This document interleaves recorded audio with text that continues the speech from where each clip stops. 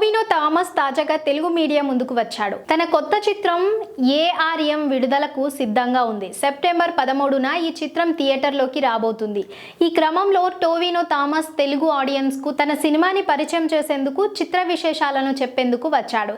ఈ క్రమంలో టోవినో థామస్ చేసిన కొన్ని కామెంట్లు నెట్టింట్లో వైరల్ అవుతున్నాయి.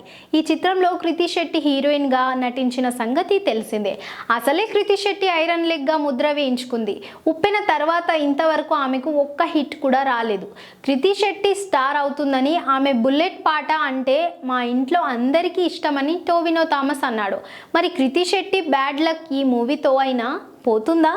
కృతి శెట్టి బ్యాడ్ లక్ ఈ చిత్రానికి అంటుతుందా అన్నది చూడాలి. తాను చూసిన మొదటి తెలుగు సినిమా చిరంజీవిదే అని టోవినో థామస్ అన్నాడు. ఇక తెలుగులో నటించడం, తెలుగులో మల్టీ స్టారర్ చేయడం మీద టోవినో థామస్ చేసిన కామెంట్లు వైరల్ అవుతున్నాయి.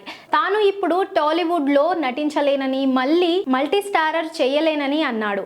ఒకవేళ తెలుగులో నటిస్తే తాను మలయాళంలో ఒప్పుకున్న సినిమాలకు కమిట్ అయిన 5-6 ప్రాజెక్టులకు ఇబ్బంది అవుతుందని అన్నాడు.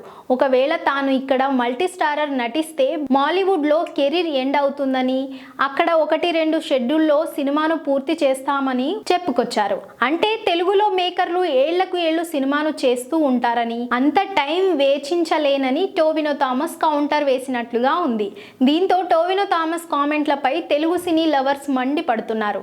నీ 5 మలయాళీ మూవీస్ ఒక్క తెలుగు సినిమాతో సమానం అవుతాయి అంటూ కౌంటర్లు వేస్తున్నారు. పరోక్షంగా దుల్కర్ సల్మాన్ గురించి చెబుతున్నాడా అని ఇంకొంతమంది కౌంటర్లు వేస్తున్నారు.